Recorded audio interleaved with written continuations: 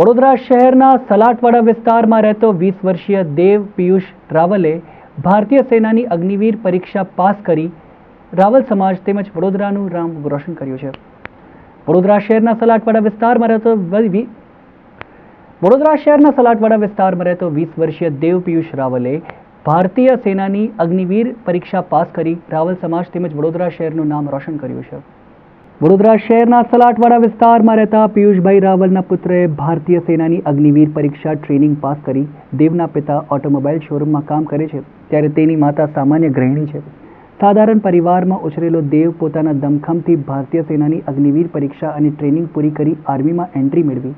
ભારતીય સેનામાં જોડાવા માંગતા યુવાનો માટે સુવર્ણ તક તરીકે અગ્નિપથ યોજના અગ્નિવીર આર્મીમાં જોડાવા માનવામાં આવે છે, જેમાં ધોરણ 8થી લઈને 10 અને 12 પાસ યુવાનો યુવતીઓ જોડાઈ શકે છે. 20 વર્ષીય પિયુષભાઈ રાવલે ભારતીય સેનાની અમદાવાદ ખાતે લેવામાં આવેલી અગ્નિવીર પરીક્ષા સફળતાપૂર્વક પાર પાડી વડોદરા તેમજ રાવલ સમાજનું ગૌરવ વધાર્યું છે.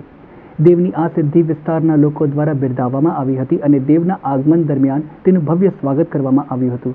અગ્નિવીર દેવ રાવલે જણાવ્યું કે જેમ આર્મી જવાનને જોઈને દરેક દેશવાસીઓનું હૃદય ગદગદ થતું હોય છે, તો તે જ યુનિફોર્મ જ્યારે કોઈને પહેરવાનો મોકો મળે હોય છે તો તે એક મોટી પ્રસિદ્ધિ છે.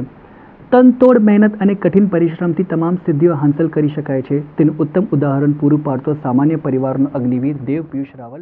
એક દેશની સેવા કરવા જઈ રહ્યા છો આપ, શું પ્લાનિંગ હતો, કેટલું સ્ટ્રગલ કર્યું, કોને સેટ આપશો આપ ખાસ કરીને? પ્લાનિંગ તો મારો પહેલાંથી જ નાનપણથી જ હતું અને હું ત્યાર પછી એનસીસીમાં પણ હતો 3 વર્ષ. એનસીસી સર્ટિફિકેટ હોલ્ડર છું અને ત્યાર પછી મારા પપ્પાએ મમ્મીએ મને બહુ જ પ્રોત્સાહન કર્યો આના માટે અને આનો મને ખૂબ જ ઉત્સાહ છે કે હું અત્યારે ટ્રેનિંગ પતાવીને આવ્યો છું અને હું હવે દેશની સેવા માટે જઈશ. જો તમે માનો તો આ સ્ટ્રગલ છે અને તમે ના માનો તો આ એક જાતની એક મસ્તી છે. જો તમે માની લીધું કે આ તમને બહુ જ હાર્ડ પડે છે તો તમે છોડીને આવતા રહેજો, પણ જો તમે માની લીધું કે ના તમારે કરવું જ છે તો તમારા માટે એક રમત છે.